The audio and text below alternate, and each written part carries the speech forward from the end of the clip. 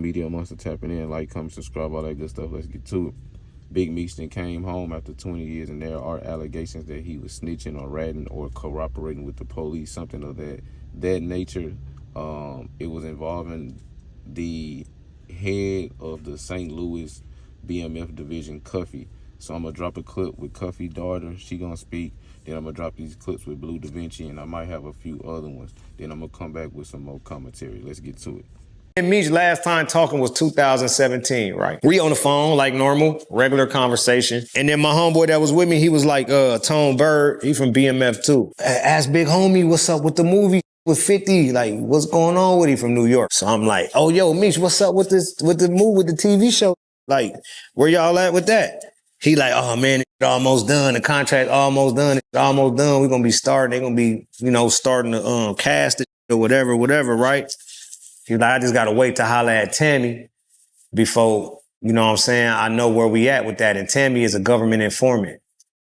So when he said that, I was like, Tammy, what you mean, Tammy? Like, you ain't heard what's going on with her? And they like, I heard something, but whatever it is, that ain't got to do with me. And he's like, man, I'm gonna hit you back. I'm like, all right, that's the last time I ever. Amber Gatling. I'm making this recording in regards to my dad. He's Dion Gatling. Most people know him as Cuffy.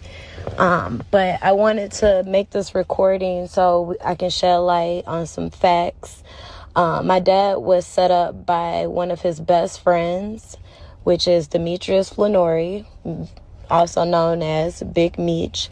My dad and Meech have been friends for 30 years plus. I've known Meech my whole life. I look at him like an uncle. Like, this situation has been completely devastating on so many different levels, and there's still so many questions that aren't answered. At this point, I can only shed light on what I know for sure to be facts, and hopefully one day I will have the complete truth. But in 2011, around that time, Meech reached out to my dad in regards to creating a BMF movie. So Meech hooked my dad up with a woman named Tammy Cohen's. At the time, Tammy was Meech's power of attorney. Also, she owned the life rights. So my dad was working with Meech, Tammy, T, basically trying to work on a movie deal. So finally arrested my dad and we received the discovery. He knew exactly who CS1 was, and he told me and my mom that it was Tammy Cohen's. At that time, we really did not want to believe. We wanted to give Meech the benefit of the doubt. It was really, really hard to believe that Meech would set my dad up. It was almost unbelievable. So we were able to like reach out, get a message to Meech, and basically let him know that Tammy was an informant. We later received a message from him saying that it had to be a misunderstanding.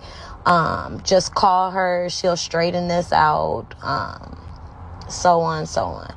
And at this time, my dad was like, I'm not dumb. I'm not about to call an informant. In her with a 27-year sentence based on Demetrius Flannery, as you all know as Big Meech, and Tammy Collins, known in the paperwork as CS1. Right. Confidential source 1.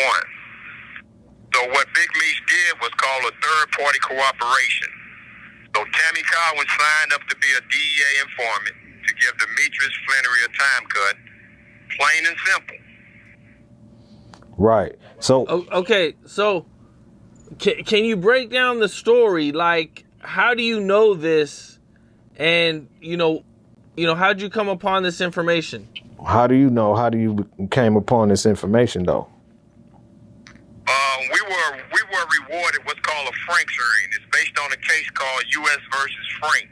So I would implore your listeners to look the case up. And what a Franks hearing entails is that you're able to cross-examine your accusers, meaning government agents, meaning informants, and so on and so forth, just like a regular trial. So this was testified in court. Period. Point blank. This was testified in court that I became a government informant to give Demetrius Flannery a time cut. That's what was said on the stand, bro. The lady became a government informant to give Demetrius Flannery a time cut. How come he still did all that time in jail? Well, what they don't understand is that he never received the time cut because what came out was that she had an illicit sexual relationship with Special Agent Keith Cromer. Special Agent Keith Cromer. Handler. But her first DA handler was the guy, as you should know, Blue, who wrote the BMF indictment, Special Agent Jack Harvey. Special Agent Jack Harvey is the person that locked us all up, who was also the person that locked up Terry White, which was her first case as a DEA agent. And then he retired. He retired after he got them 60 years. Yeah, he retired, and then her handler became a brother by the name of Keith Cromer, Special Agent Keith Cromer, who was also fired behind this particular case. So Meech never received the time cut because, unbeknownst to a lot of people, it's against the law to have a sexual relationship or any personal relationship with a government informant. Somehow, some way, because I don't know how. Yo, so all right, we done heard Blue Da Vinci, we done heard Cuffy, we done heard Cuffy daughter. It's a lot to unravel here, but we about to go through it. So basically, what I'm getting is Cuffy was doing things, running things in St. Louis. Boom, he hit up Meech, like, hey, Meech, what's up with the BMF movie? Meech like, all right, I'm gonna tap you in with my chick, Tammy. Tammy, she's my power attorney. I just signed my life over and my likeness and all that to her. Boom, so Cuffy links up with Tammy.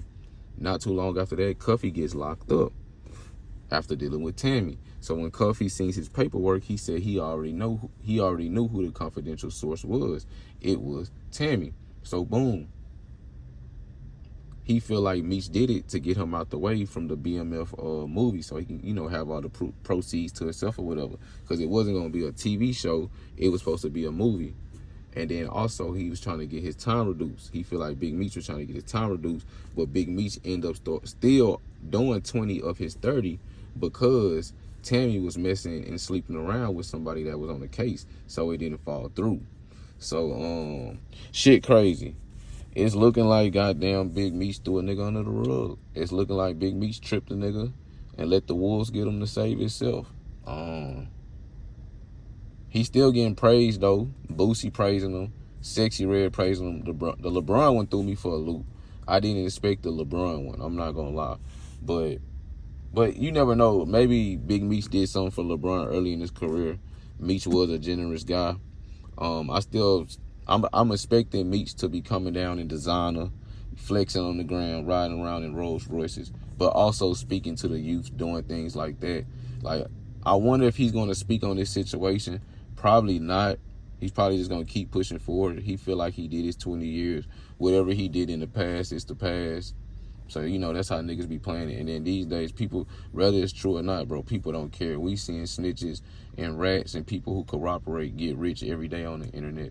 This ain't the early 2000s and the 90s where the code was snitches get stitches and all snitches get canceled. Man, them days is over, bro.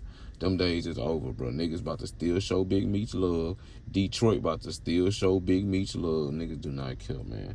But y'all let me know what y'all think. Daily content, daily live streams, all that daily hip-hop content. Like, comment, subscribe. Appreciate ya.